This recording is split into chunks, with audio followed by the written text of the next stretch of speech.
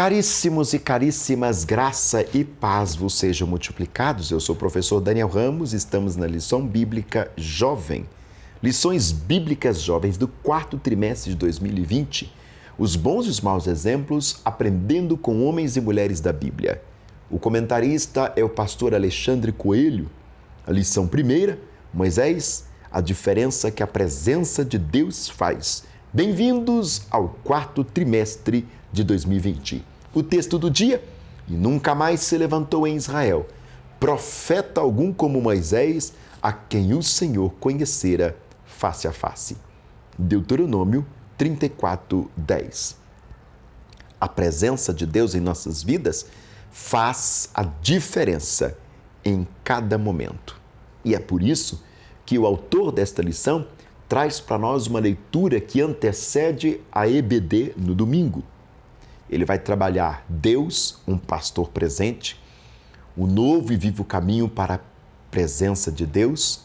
Não se afaste ou não me afaste da sua presença. A presença de Deus no secreto. Depois, já indo para o final, ele trabalha mais dois assuntos: a descanso na presença de Deus e estarei convosco todos os dias. Após esta aula, querido e querida professora e professor, o aluno deverá estar apto a, primeiro, mostrar como se deu a chamada de Moisés, refletir a respeito dos principais eventos da vida de Moisés após o Egito e identificar os perigos da bênção sem a presença de Deus. É esquisito, né? A gente falar de bênção sem a presença de Deus, mas é isso mesmo que o autor nos propõe. Bom, é com imensa alegria que iniciamos o novo trimestre. Nos próximos 3 meses nos debruçaremos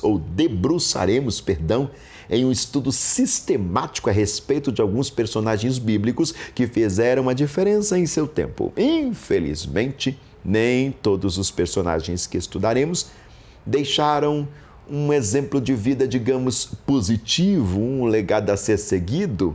Alguns exemplos como Jezabel entrou para a história de Israel como uma mulher que propagou a adoração e o culto a Baal.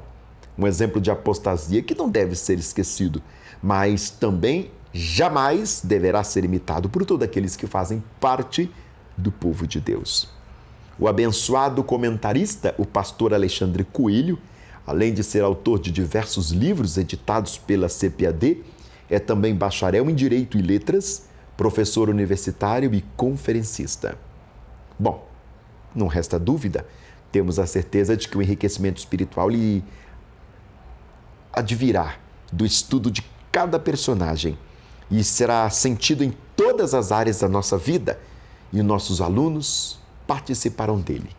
Que Deus nos abençoe e nos dê graça para esta empreitada do quarto trimestre.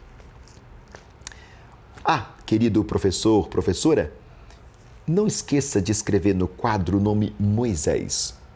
Em seguida, pergunte aos seus alunos o que vem na cabeça deles quando ouve esse nome. Incentive a participação de todos. Ouça os alunos e discuta com eles a respeito de algumas palavras que foram citadas. E depois, faça um pequeno resumo a respeito da vida de Moisés. Explica que ele nasceu durante o período em que Faraó ordenou a todos os meninos israelitas recém-nascidos que fossem mortos. Entretanto, os pais de Moisés eram tementes a Deus e conseguiram, com a ajuda dele, salvar o menino. Moisés passou sua juventude no palácio real como filho de uma princesa egípcia.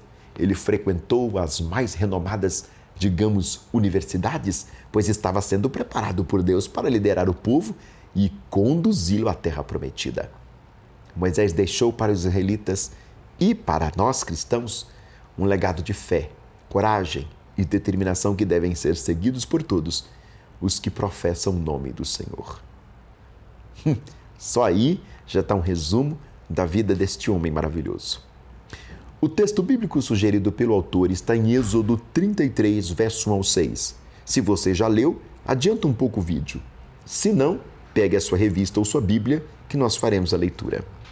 Disse mais o Senhor a Moisés: Vai, sobe aqui tu e teu povo que fizeste subir da terra do Egito, a terra que jurei a Abraão, a Isaque e a Jacó, dizendo, a tua semente a darei.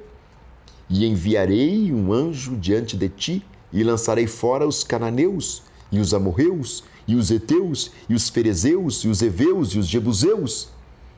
E uma terra que mana leite e mel, porque eu não subirei no meio de ti, porquanto és povo obstinado, para que te não consumas eu no meio do caminho. E ouvindo o povo esta má notícia, entristeceram-se, e nenhum deles pôs sobre si os seus atavios. Porquanto o Senhor tinha visto, ou tinha dito a Moisés, dize aos filhos de Israel, povo obstinado és.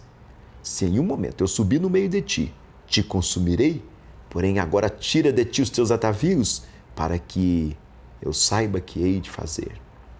Então os filhos de Israel se despojaram dos seus atavios, ao pé do Monte Horebe. Querido e querida irmã, querido irmão e querida irmã, não é incomum que as pessoas desejem ser abençoados. Claro que não, eu quero, você quer. Melhor ainda quando a bênção é resultado de uma promessa do próprio Deus em relação a nós. Mas será que em nossos dias estamos vendo as bênçãos de Deus como mais importantes do que a presença dele conosco? Moisés nos mostra que a presença dele conosco é a melhor dádiva que podemos ter. Vamos trabalhar então as perspectivas apontadas nessa lição. O primeiro tópico, Moisés e a sua chamada. Moisés, o homem de Deus, tem na sua história contada a partir do seu nascimento, quando tem sua vida, ainda bebê, preservada miraculosamente pelo Senhor. Ele nasceu em um período péssimo para um menino ser trazido ao mundo. Justamente quando as crianças do sexo masculino, descendentes dos hebreus no Egito, eram mortas por ordem do todo-poderoso Faraó. Para que o povo não se multiplicasse e se voltasse contra os egípcios, caso houvesse uma guerra. Os hebreus nessa época eram mão de obra escrava, trabalhando exaustivamente e, é óbvio, sem remuneração. Salvo das águas, é protegido pela filha de Faraó. Moisés, cujo nome significa tirado das águas, cresceu em um palácio. Como um príncipe, foi instruído em toda a ciência do egípcio. Lê lá em Atos capítulo 7, 22. Até o momento em que precisou fugir do convívio com os egípcios por ter matado um deles. O futuro legislador de Israel teve uma excelente educação que o prepararia para assumir cargos de liderança. Já aos 80 anos, como fugitivo do Egito e apacentando as ovelhas de seu sogro, Moisés é chamado por Deus para libertar Israel do cativeiro egípcio. Ao aparecer Moisés, o Eterno diz que ele havia sido escolhido para libertar os hebreus, mas Moisés dá desculpas para não se envolver nesta empreitada. Os anos como fugitivo dos egípcios deram a Moisés uma espécie de zona de conforto no qual ele não se afastaria, senão por uma ordem divina. Ele tinha conhecimento de sua ascendência hebreia, mas não imaginava que seria usado por Deus para uma grande obra como esta. Moisés se considerava uma pessoa limitada diante de um chamado divino. Vemos no diálogo com Deus, Moisés apresentando ao menos 5 desculpas para não cumprir o que Deus havia determinado. Primeiro, quem sou eu? Êxodo 3:11. Moisés não acreditou de imediato que Deus poderia usá-lo. Ele olhou inicialmente para si, não para o Senhor que estava chamando. Segundo, qual o nome do Deus que te enviou? Êxodo 3:13.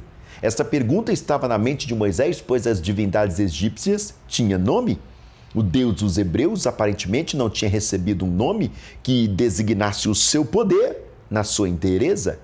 Deus mesmo disse que eu apareci a Abraão, a Isaque, a Jacó como Deus Todo-Poderoso, mas pelo seu nome, o Senhor, não lhes fui perfeitamente conhecido. Êxodo 6:3. Terceiro, Deus não apareceu a você. Êxodo 4:1. Um receio sobre a vocação das pessoas temente a Deus é a certeza de que Deus as chamou para aquela atividade ou ministério. As pessoas até poderiam ter dúvidas sobre Deus ter realmente aparecido a Moisés, mas Moisés não poderia ter dúvida de que estaria sendo enviado da parte de Deus.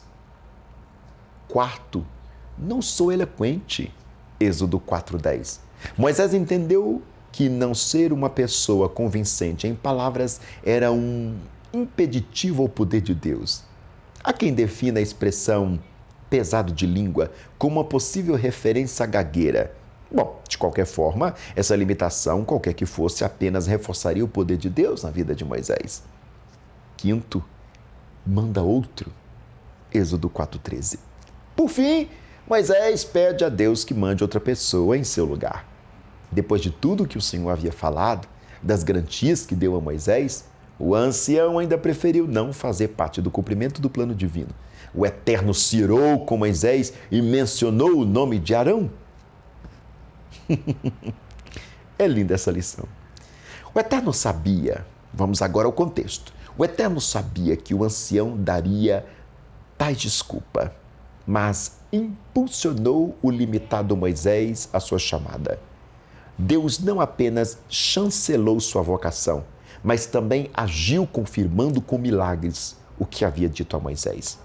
Note que cada citação ou situação de conflito ou oposição por parte de Faraó, o Senhor orientava seu servo a uma ação diferente. Os encontros com Faraó, as reuniões com os líderes de Israel e as pragas contra o Egito já eram conhecidas pelo Todo-Poderoso. E a direção divina esteve com Moisés em cada um desses momentos. Eu te convido a continuar conosco nesse vídeo, pois a partir de agora vamos trabalhar após o Egito, o deserto. Depois de libertar o povo da escravidão, vencer o Mar Vermelho, o exército de Faraó, enfim, Moisés tem um encontro com Deus no Monte Sinai. O Senhor o chamou para passar uns momentos a sós com ele, onde recebeu a lei. O povo precisava de regras claras de conduta, pois se antes eles eram escravos, agora eram pessoas livres rumo à nova terra, no qual não poderia viver sem orientação. Há hábitos com os quais estavam acostumados no Egito não serviam para a nova realidade com que se deparariam. O tempo que Moisés passou com Deus foi suficiente para que recebesse as orientações necessárias para a condução do povo. Mas nem sempre estar com Deus na montanha significa que não haja problemas lá embaixo. Enquanto Deus falava com Moisés, o povo se reuniu e, numa expressão de ingratidão para com ele e Moisés, decide fazer um ídolo em forma de animal para ser adorado. Bastou Moisés se afastar um pouco deles para que buscasse outra forma de culto. Confere lá, Êxodo 32:1. Ele se refere a Moisés como se ele fosse uma pessoa distante e descartável. Nada parecido com os dias de hoje, claro. A proposta de adoração daquele ajuntamento de pessoas não refletia gratidão para com tudo que Deus lhe fizera. Eles queriam fazer um culto, mas nos antigos moldes do Egito, onde haviam sido escravos. Os egípcios dependiam de ídolos para representar sua fé. Enquanto Moisés estava na montanha, um bezerro foi feito com ouro moldado pelos próprios israelitas. A jornada que aguardava Moisés era realmente dura. Por ocasião da descida de Moisés, ou da montanha, Moisés se surpreende com o bezerro de ouro que o povo fez com Arão. O legislador fica tão indignado com o que viu que acabou no acesso de ira e, jogando as tábuas da lei no chão, quebrou-as. As tábuas que Deus entregou a Moisés, contendo a lei, estavam despedaçadas. Passando o momento de ira, Moisés deveria tomar a iniciativa de reconstruir o que Deus fizera. Então disse Deus a Moisés: lavra-te tuas 2 tábuas de pedra, como as primeiras, e escreverei nas tábuas as mesmas palavras que estavam nas primeiras tábuas que tu quebrastes. Êxodo 34:1. 2 lições importantes aprendemos desse cenário. A primeira é que não podemos ser pessoas intempestivas ou dominadas pela raiva, a ponto de destruir ou inviabilizar algo que Deus fez ou deseja fazer. A segunda lição é que devemos tomar a iniciativa de restaurar algo que foi destruído. O Senhor não fará parte, ou não fará a parte que nos cabe. Deus colocaria suas palavras novamente por escrito, mas Moisés deveria providenciar novas tábuas para substituir as que ele quebrou anteriormente. Moisés teria que escolher as pedras, cortá-las e levá-las montanha acima. Seria um trabalho árduo, pesado. E mais um detalhe, Moisés não poderia ser ajudado a levar montanha acima as pedras substitutas. E ninguém suba contigo. Êxodo 34:3. Irmãos e irmãs, que venhamos valorizar o que Deus fez e manter intacto o seu plano em nossas vidas. Vamos para o terceiro tópico. A bênção sem a presença de Deus, que é o que mais nos chama a atenção nesta lição. Após o episódio do bezerro de ouro, Deus diz a Moisés que ele irá cumprir o que havia prometido aos patriarcas, dar à descendência deles a terra prometida. Ele manteria a promessa feita, mas não estaria com o povo naquela caminhada. Eu enviarei um anjo adiante de ti, e lançarei fora os cananeus, os amorreus, os heteus, ferezeus, os heveus, os jebuseus, e uma terra que mana leite e mel. Porque eu não posso subir no meio de ti, porquanto és povo obstinado, para que não te consuma eu no meio do caminho. É o que diz Êxodo 33, versos 2 e 3. O povo de Israel era tão rebelde que chegou a deixar Deus realmente irritado, como se esquecera rápido do Deus que os tirou do Egito. Eles não perderam o senso religioso, pois queriam adorar, mas adorar a algo, não a alguém. Bastou Moisés se afastar uns dias e os hebreus logo escolheram outros deuses. Deus estava dizendo ao povo que ele cumpriria com a promessa feita aos patriarcas. Bom, cumpriria, mas que não estaria mais junto com eles na caminhada até a terra prometida. Bastaria um anjo de Deus para que os caminhos fossem abertos e as promessas fossem cumpridas. De qualquer forma, o Senhor não deixaria de realizar aquilo que tinha prometido a Abraão, Isaque e Jacó. A promessa seria cumprida, pois ele é fiel. Mas, para Moisés, a intimidade com Deus e a sua presença fazia toda a diferença naquela caminhada. Êxodo 33:15. Moisés viu a diferença de estar acompanhado da promessa de Deus e estar acompanhado da presença dele. Há quem prefira ser contemplado por bênçãos e não ter qualquer relacionamento com Deus. Que pena! Já Moisés, por sua vez, tinha plena certeza de que a presença de Deus valia muito mais do que as suas bênçãos. A presença de Deus em nossas vidas, irmão e irmã, vale muito mais do que as bênçãos que podemos receber como consequências da comunhão. Como todos nós, Moisés tinha suas limitações e, em um momento de descuido, foi impedido por Deus de entrar na terra prometida.